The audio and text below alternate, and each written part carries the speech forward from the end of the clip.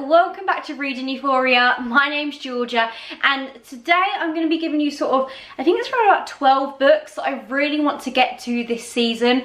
It's now sort of autumny, so it's sort of going into that like spooky vibes, coming up to Halloween, obviously the end of October, and yeah, I just want to sort of share with you a few books I really want to get to this season. So the majority of these are sort of murder mysteries, thrillers, a little bit different and creepy, which is sort of what I expect people, or expect myself to sort of read in this season. And like I said, coming up to Halloween, etc. These are the sort of genres that I like to read in this season. I don't particularly, although that I like to read sort of murder mysteries all year round, sort of this season I read more of them as opposed to sort of in the summer months.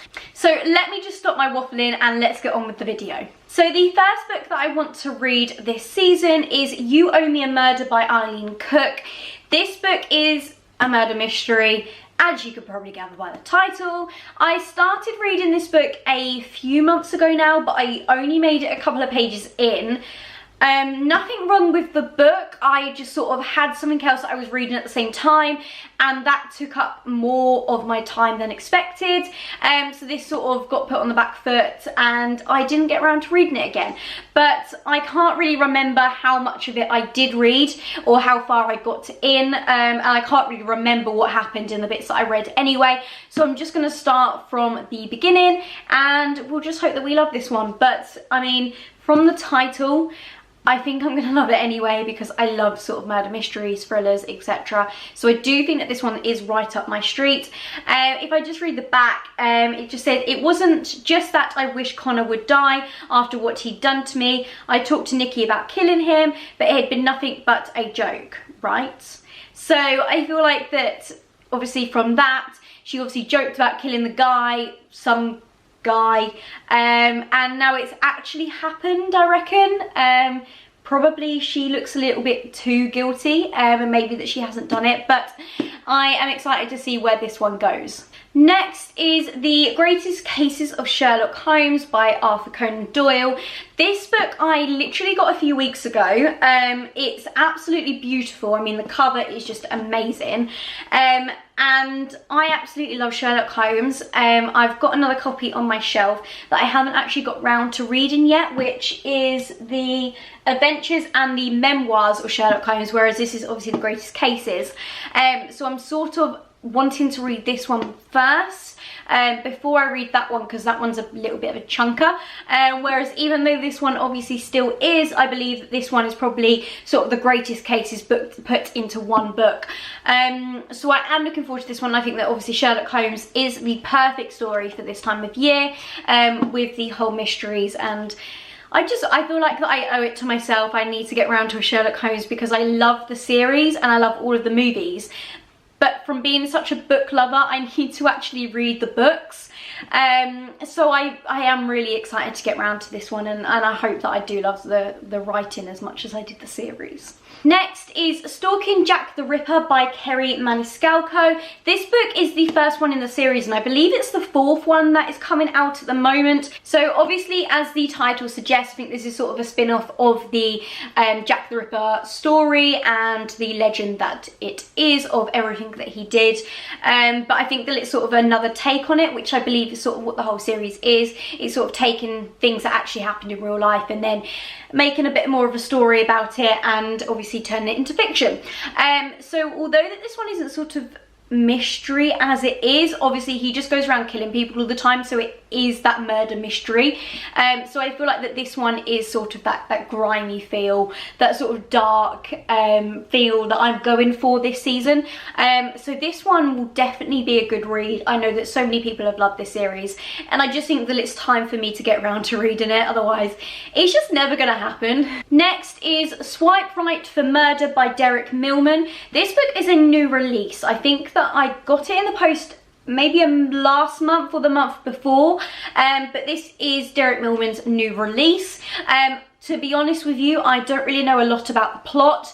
I just know that when I sort of read it on Amazon, it really, really intrigued me. And I also have read Scream All Night by Derek Millman, which I did enjoy it. It wasn't my favourite book of the year. I believe I read it last year, but I still did appreciate its writing. I still did enjoy the book, and I didn't DNF it. I got all the way to the end, but I do think that this plot is a little bit more up my street, so I think that that will help in me fall in love with the author even more.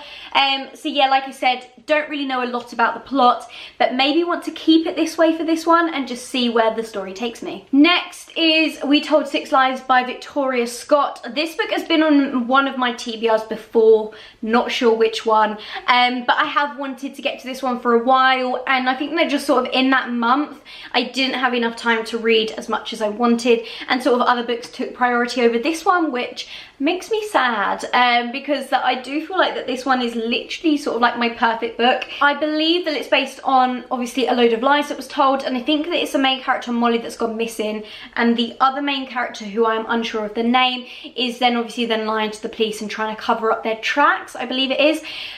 This book has been described as Gone Girl and One of Us is Lying, sort of all mixed into one, and I absolutely love those books, so I do feel like it will be right up my street. Next is Hidden Pieces by Paula Stokes.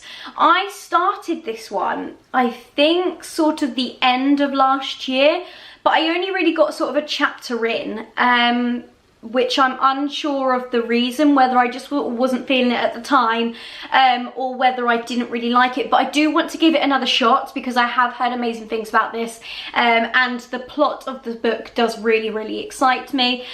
This book is obviously another murder mystery based in a small town. It says, a small town, a big secret, a deadly game. So I do really want to get to this one because loads of people are hyped about it. I've heard loads of good reviews about it. So I do feel like that I just need to give this one another chance, and hopefully I'll get to this one this season. Next is The 7 Deaths of Evelyn Hardcastle by Stuart Turton. This book has been on my TBR for about the last year. I think it was on my TBR when I was working at Waterstones, which was literally last summer, and I still haven't got round to it. So that just shows how stupid and lame I am. So I do really need to get to this one before the end of the year because I can't carry it on into next year when I have been so excited by this one. It's been recommended to me so many times, and obviously, as the title suggests, it's about the 7 deaths of Evelyn Hardcastle, and I think that she literally just repeats her death over and over until something is corrected and she can actually then sort of die for the last time. I may be wrong, but I think that that's what I have gathered from the plot. So obviously correct me if I'm wrong in the comments. But like I said, this one has had so many good reviews. So many people love it. And I just think that I need to read it for myself. Otherwise, I'm never going to know, obviously. Next is What She Found in the Woods by Josephine Angelini. This book is a new release, actually. I bought this at Youck, and I'd literally seen that it had been released sort of a few days or about a week beforehand, so I sort of made it my mission at Youck to find this one because it did really sound sort of like my type of book.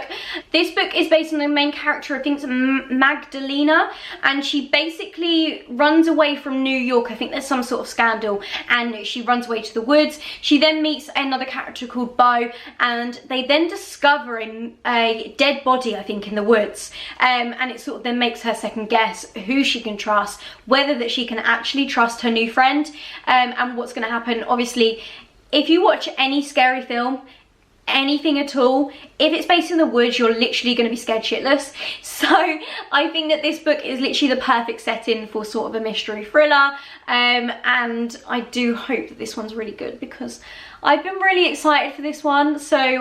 And I haven't actually seen anyone read it, so I'm really hoping that I love it, and I'm actually anticipating that this one will be one of my sort of top 5 books of the year, so I'm really hoping this one is a good read. Next is a duology of Frozen Charlotte and Charlotte Says by Alex Bell.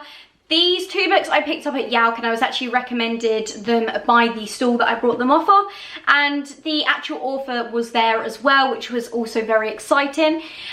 So these 2 books are sort of, as you can see on the cover, sort of that scary, dull, freaky thriller.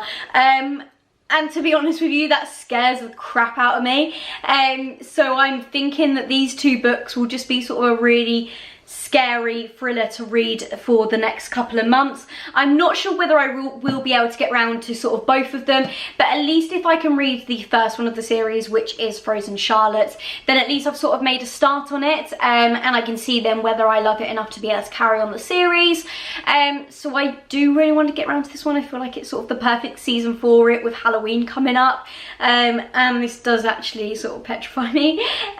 So we'll see how I get on with this one, and it's a brand new author to me as well, so that can either go down really well or really bad, and I'm really hoping that it goes down really well, so I'm excited for these. Next is Whiteout by Gabrielle Dillon.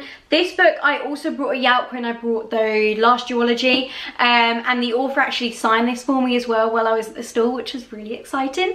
It's based on a ski trip, and I believe that a storm comes in and cuts the village that they're at off from the rest of the world, and obviously that is scary in itself. So I believe that all of the students are trapped on this mountain, waiting for the blizzard to pass. They've also got a mysterious ski guide called Hannah, and then it then says, but as night falls and the town's long buried secrets begin to surface, the storm is the least of their problems. And it also says as well, warning, not for younger viewers, well, not for younger readers, sorry. So I mean, that is scary in itself to be able to pick the book up, but I think since I'm going skiing at Christmas as well, this one will probably creep me out like so much. But I am excited for this one. I think because I've been skiing before and I sort of love a ski holiday, I can sort of relate to it a little bit. Obviously not being cut off from the rest of the world and being creeped out and that, but you never know, it could happen on my ski holiday. Let's hope not. But this one does sound really exciting, really different, and I've never read this author as well, so I really am looking forward to getting to this one this kind of next couple of months. And last but not least is All the Beautiful Strangers by Elizabeth Clareforth. This book, oh my god, this book has literally been sort of on my TBR for the last year. I believe that it may even have been sort of on one of my TBRs last year for a readathon of sorts, and I just never got around to it. I'm pretty sure this may have been one of the books that was on my booktubeathon TBR last year. So that just sort of says it all, that I do need to get to this one. So this book is based on the main character of Charlie, who appears to sort of have this perfect life, perfect school, perfect house and everything like that. And then I believe that she then gets a mysterious invitation into sort of an elite boarding school, and I think that this then uncovers secrets about her family and in regards to her mother's disappearance 10 years ago, and everything like that. So I think it's sort of mainly based around her mother's disappearance and all of the secrets that come up and they discover from this. So I'm sort of a little bit unsure of where the plot is going, but it is a massive mystery thriller, and everyone that I've seen that has read this absolutely loved it and has recommended it so many times to me. So I am really hoping that this book is sort of one of the best mysteries that I've ever read, because I am anticipating it to be a great one. It is a bit of a chunk, which I think is probably the reason why I didn't read it for booktubeathon last year, and I just haven't got round to it since. But I'm really hoping that I get to this one this season, because it just seems like such a great story. So that's it for this video. Those are the 12 books that I really want to get to over the next couple of months, sort of this autumn season. I'm sort of counting that as September, October and November. Obviously we're halfway through September already, so sort of those last 2 months, with Halloween being in the middle of it. So I'm hoping that I can sort of incorporate sort of half these into October TBR and then the next half into my November TBR. And I will probably be reading some of these books as well in Spookathon, sorry, that's coming up in a couple of weeks time. I believe it's the 14th to the 20th of October, so I'm very excited to participate in that as well. So I will catch you all soon in my next video. Bye!